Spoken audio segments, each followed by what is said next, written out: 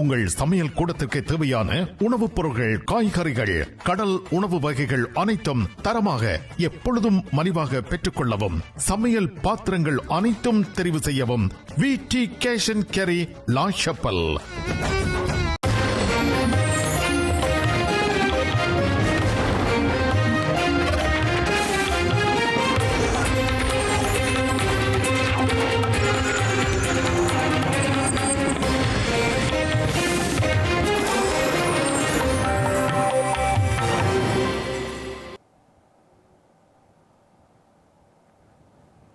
வணக்கம். இது IBC தமிழின் பிரதான செய்திகள். முதலில் தலைப்புச் செய்திகள்.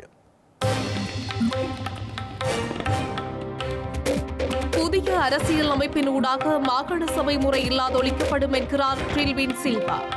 இந்தியாவை புறக்கணிக்க இடமளிக்க முடியாது என்கிறார் செல்வம் அடைக்கலநாதன். ஸ்ரீலங்கா கல்வி அமைச்சிற்கு முன்பாக பதற்றம். ஆர்ப்பாட்டத்தில் ஈடுபட்ட பாடசாலை சமூகம் கைது. இந்திய உயர்ஸ்தானிகரை சந்திக்க உள்ள ஸ்ரீலங்கா கடற்றொழில் அமைச்சர். கடல் எல்லை பிரச்சினை தொடர்பில் பேச்சு. பெங்கல் புயல் பாதிப்புகளை ஆராய்ந்த தமிழக முதல்வர். வெள்ள பாதிப்பை மத்திய அரசிற்கு அறிக்கையிட நடவடிக்கை. ஹண்டர் பைடனுக்கு பொது மன்னிப்பு வழங்கிய ஜோ பைடன். நீதியின் கருச்சிதைவு என டொனால்ட் ட்ரம்ப் விசனம். இனி தொடர்பான விரிவான செய்திகள். இலங்கையில் மாகாண சபை முறைமையினை முடிவுக்கு கொண்டு வருவதற்கு தேசிய மக்கள் சக்தி அரசாங்கம் நடவடிக்கை எடுத்துள்ளதாக மக்கள் விடுதலை முன்னணியின் பொதுச் செயலாளர் ட்ரில்வின் சில்வா தெரிவித்துள்ளார். புதிய அரசியலமைப்பினூடாக அனைத்து இன மக்களுக்கும் சமமான உரிமைகள் கிடைப்பதை உறுதி செய்ய அரசாங்கம் தீர்மானித்துள்ளதாகவும் அவர் சுட்டிக்காட்டியுள்ளார். இலங்கையில் 37 வருடமாக நடைமுறையுள்ள மாகாண சபை முறைமைகளால் நாட்டுக்கோ அல்லது தமிழ் மக்களுக்கோ எவ்விதமான பலனும் இதுவரையில் கிடைக்கவில்லை என மக்கள் விடுதலை முன்னணியின் பொதுச் செயலாளர் ட்ரில்வின் சில்வா தெரிவித்துள்ளார். மாறாக அனாவசியமான பிரச்சினைகளை தோற்றுவிக்கும் நிலையிலேயே காணப்படுகிறது என்றும், இதனால் சிங்கள மக்களுக்கும் தமிழ் மக்களுக்கும் இடையில் பிரச்சினைகளை தோற்றுவிக்காத வகையிலான அரசியல் ரீதியிலான தீர்வு திட்டத்தை தேசிய மக்கள் சக்தி அரசாங்கம் முன்வைக்கும் என அவர் கூறினார்.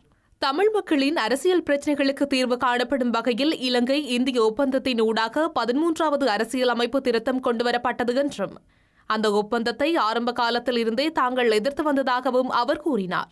நாட்டு மக்களின் விருப்பத்துக்கு மாறாகவும் அமைச்சரவையில் அனுமதி பெறாமலுமே குறித்த ஒப்பந்தம் கைச்சாத்திடப்பட்டது என கூறிய ட்ரில்வின் சில்வா, பயனற்ற மாகாண சபை முறைமைக்கு பதிலாக தமிழ் மக்களின் அரசியல் அபிலாஷைகள் நிறைவேற்றக்கூடியதும் அனைத்து இன மக்களும் சமமாக உரிமையை பெற்றுக்கொள்ளும் வகையிலுமான புதிய அரசியல் அமைப்பை உருவாக்கும் பணியில் தேசிய மக்கள் சக்தி அரசாங்கம் செயற்பட்டுள்ளதாக தெரிவித்துள்ளார். இதற்காக இலங்கையில் உள்ள அனைத்து தரப்பினர்களினதும் கருத்துக்களை கேட்டறிய நடவடிக்கைகள் எடுக்கப்படும் என்றும், நடைமுறையில் உள்ள பழமை வாய்ந்த அரசியல் அமைப்புக்கு பதிலாக புதிய அரசியல் அமைப்பு உருவாக்குவது முக்கிய பொறுப்பாகவும் கருதுவதாகவும் தெரிவித்தார்.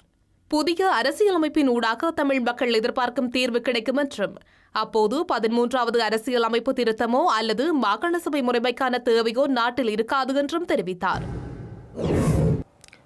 இலங்கை மற்றும் இந்தியாவிற்கு இடையில் அளிக்க முடியாத ஒப்பந்தமாக இலங்கை இந்திய ஒப்பந்தம் காணப்படுவதாக வன்னி மாவட்ட நாடாளுமன்ற உறுப்பினர் செல்வம் அடைக்கலநாதன் தெரிவித்துள்ளார்.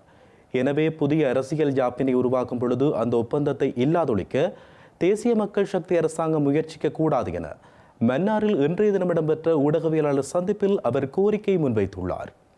இந்திய இலங்கை ஒப்பந்தம் என்பது அது இலங்கை இந்தியாவுக்கும் இடையிலான ஒரு அழிக்க முடியாத ஒப்பந்தமாக இருக்கிறது. அவை புதிய அரசியல் சாசனத்தை எழுதி அதை இல்லாத ஒழிக்கின்ற ஒரு சூழலை இப்பொழுது இருக்கின்ற புதிய அரசாங்கம், ஜனாதிபதி அவர்கள் செய்ய முனையக்கூடாது. ஏனென்றால் பெருவாரியான மக்கள் அவரை நம்பி வாக்களித்திருக்கிறார்கள், அவருடைய அரசாங்கத்திற்கு வாக்களித்திருக்கிறார்கள், தமிழ் மக்கள் கூட வாக்களித்திருக்கிறார்கள்.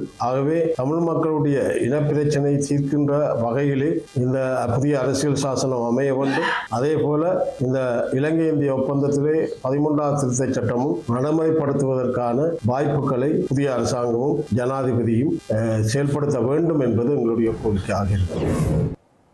ஸ்ரீலங்கா கல்வி அமைச்சருக்கு முன்பாக இடம்பெற்ற ஆர்ப்பாட்டத்தின் பொழுது ஏற்பட்ட குழப்ப நிலை காரணமாக 4 பேர் கைது செய்யப்பட்டுள்ளனர்.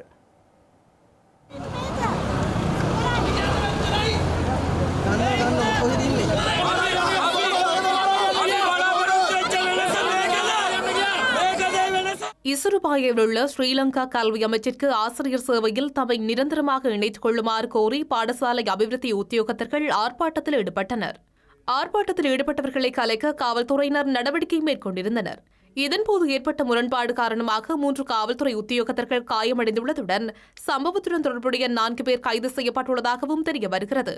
இதனால் பொருளை கொட்டாவ வீதியின் போக்குவரத்து முற்றாக பாதிக்கப்பட்டுள்ளது.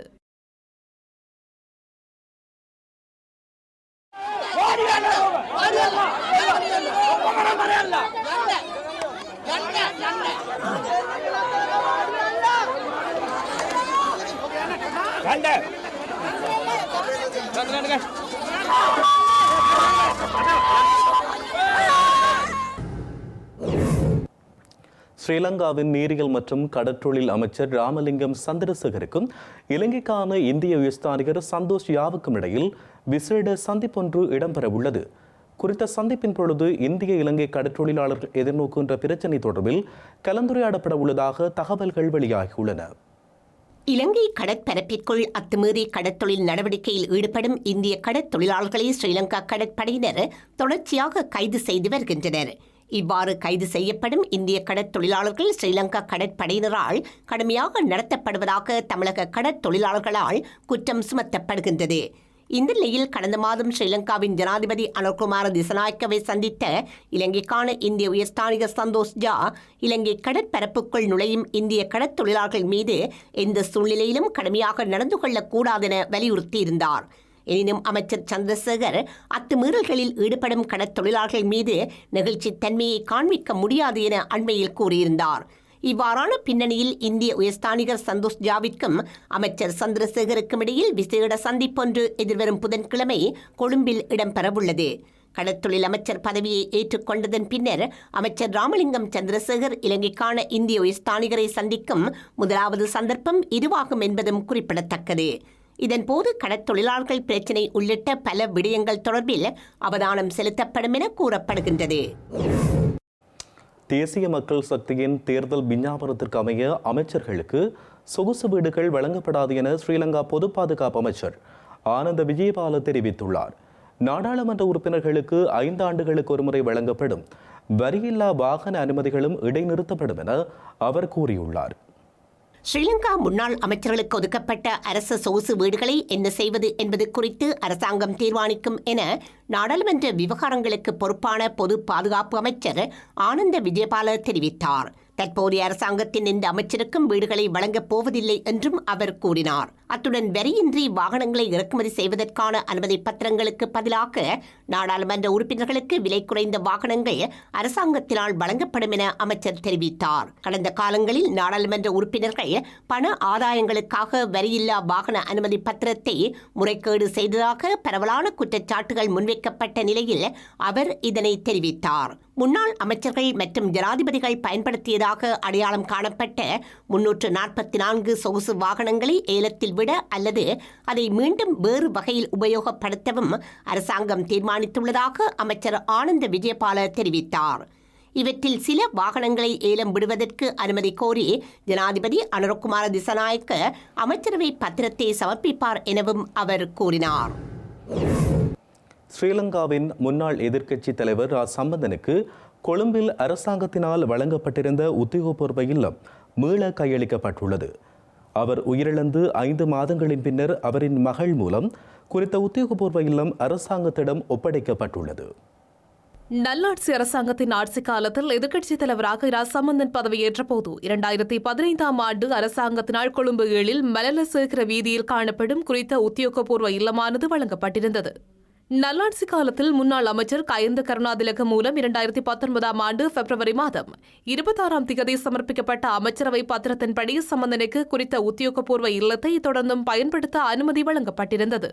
அந்த இல்லத்தின் பராமரிப்பு பணிகள் அனைத்தும் கடந்த காலத்தில் அரசாங்கத்தினாலேயே மேற்கொள்ளப்பட்டது. இந்த நிலையில் தேசிய மக்கள் சக்தி அரசாங்கம் ஆட்சி பொறுப்பை ஏற்ற பின்னர் குறித்த இல்லத்தை கையளிக்குமாறு பலமுறை கோரிக்கை விடுத்திருந்தது. இதனையடுத்து குறித்த உத்தியோகபூர்வ இல்லம் கடந்த 12ஆம் தேதி அரசாங்கத்திடம் கையளிக்கப்படும் என இரா சம்பந்தனின் மகள் எழுத்து மூலம் அறிவித்திருந்த போதிலும் அன்றைய தினம் அது கையளிக்கப்படவில்லை என்பதும் குறிப்பிடத்தக்கது. இலங்கையின் புதிய பிரதம நீதியரசராக உச்சநீதிமன்ற நீதியரசர் முருது நிருவா பிதுஷினி பெர்னாண்டோ சத்திய பிரமாணம் செய்து கொண்டுள்ளார். இவர் இன்று காலை ஸ்ரீலங்கா ஜனாதிபதி அனுரகுமார திசாநாயக்க முன்னிலையில் சத்திய பிரமாணம் செய்து கொண்டார். இலங்கையின் பிரதமர் நீதியரசர் பதவியை வகிக்கும் இரண்டாவது பெண்ணாகவும் இலங்கையின் 48வது பிரதமர் நீதி அரசராகவும் முருது பெர்னாண்டோ வரலாற்றில் இணைந்து கொண்டுள்ளார். பிரதமர் நீதியரசர் ஜயந்த ஜெயசூரிய ஓய்வு பெற்றதை அடுத்து வெற்றிடமான பதவிக்கு அவரது பெயர் அரசியலமைப்பு சபையினால் அண்மையில் அங்கீகரிக்கப்பட்டது. 1985 ஆண்டு சட்டமா அதிபர் திணைக்களத்தில் இணைந்து கொண்ட அவர் 1997 ஆண்டு பிரதி சொலிசிட்டர் ஜெனரலாகவும் 2014 ஆண்டு மேலதிக சொலிசிட்டர் ஜெனரலாகவும் பதவி உயர்வு பெற்றிருந்தார். சட்டமா அதிபர் திணைக்களத்தில் அரசு தரப்பு சட்டத்தரணியாக இணைந்து 30 வருடங்களுக்கு மேலாக பணியாற்றியுள்ள முருது பெர்னாண்டோ 2018 ஆண்டு மார்ச் மாதம் உச்ச நீதிமன்ற நீதி அரசராக நியமிக்கப்பட்டார். முருது பெர்னாண்டோ சட்டமா அதிபர் திணைக்களத்தில் சிரேஷ்ட மேலதிக சொலிசிட்டர் ஜெனரலாக கடமையாற்றியதுடன் உச்ச நீதிமன்றத்தின் தற்போது பணியாற்றும் சிரேஷ்ட நீதிபதியாவார்.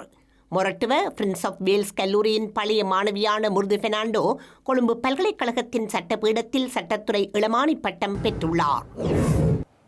யாழ்ப்பாணம் குருநகரில் துறைமுகம் அமைக்க உரிய நடவடிக்கை எடுக்கப்படும் என வடக்கு மாகாண ஆளுநர் நா. வேதநாயகன் தெரிவித்துள்ளார். குருநகர் கடற்றொழிலாளர் அபிவிருத்தி சங்கத்தின் ஏற்பாட்டில் இடம்பெற்ற உலக கடற்றொழிலாளர் விழாவில் கலந்து கொண்டு உரையாற்றிய போதே அவர் இவ்வாறு குறிப்பிட்டுள்ளார். யாழ் குருநகர் பிரதேச மக்கள் நீண்ட காலமாக குருநகர் பிரதேசத்தில் துறைமுகம் அமைக்கப்பட வேண்டும் என்ற கோரிக்கையை முன்வைத்து வருகின்றனர். இந்த நிலையில் குருநகரில் துறைமுகம் அமைக்கப்படுவது தொடர்பில் கடற்றொழில் அமைச்சர் ஊடாக கலந்துரையாடி உரிய நடவடிக்கைகள் எடுக்கப்படும் என வடமாகாண ஆளுநர் வேதநாயகன் தெரிவித்துள்ளார். அத்துடன் கடற்றொழில் அமைச்சராக நியமிக்கப்பட்டுள்ள ராமலிங்கம் சந்திரசேகர் வடபகுதி மக்களின் வாழ்வாதாரத்தை மேம்படுத்துவதில் அக்கறையுள்ளவர் எனவும் அவர் கூறினார். எனவே நீண்டகால குருநகர் மக்களின் கோரிக்கைக்கு அமைவாக இந்த பகுதியில் கடற்றொழில் அமைச்சருடன் இணைந்து துறைமுகம் அமைப்பதற்கு முயற்சிகள் மேற்கொள்ளப்படும் என அவர் தெரிவித்துள்ளார். இலங்கை போக்குவரத்து சபையின் கிளிநொச்சி சாலை ஊழியர்கள் பணிப்புறக்கணிப்பில் ஈடுபட்டுள்ளனர்.